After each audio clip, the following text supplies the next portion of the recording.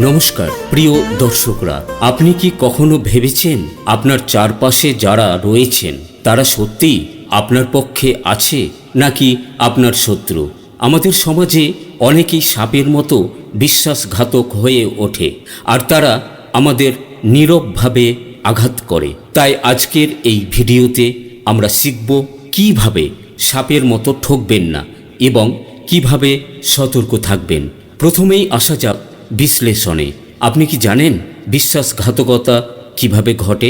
এটি সাধারণত ঘটে যখন কেউ আপনার বিশ্বাস বা আস্থা নিয়ে খেলা করে।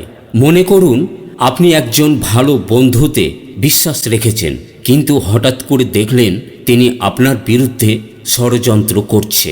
আমাদের চারপাশে কি এমন বন্ধু আছে যারা তাদের আসল উদ্দেশ্য কি?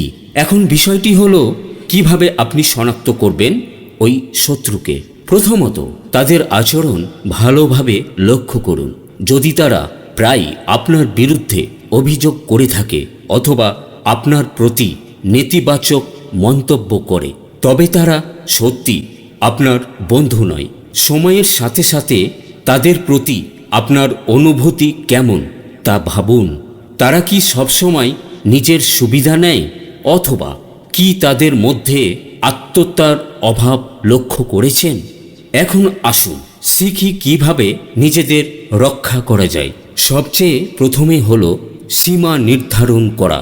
আপনার ব্যক্তিগত জীবনে কারা প্রবেশ করতে পারে তা সম্পর্কে সচেতন থাকুন। দ্বিতীয়ত, সৎ বন্ধুদের সন্ধান করুন।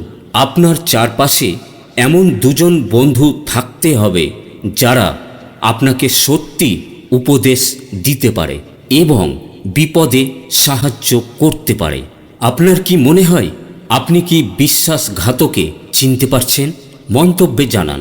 অথবা আপনার কাছে যদি এমন কোনো অভিজ্ঞতা থাকে যেখানে আপনি বিশ্বাসঘাতকতার শিকার হয়েছেন, তবে তা আমাদের সাথে শেয়ার করুন। এই ভিডিওটি যদি আপনাদের ভালো লেগে থাকে তাহলে দয়া করে লাইক দিন, শেয়ার করুন।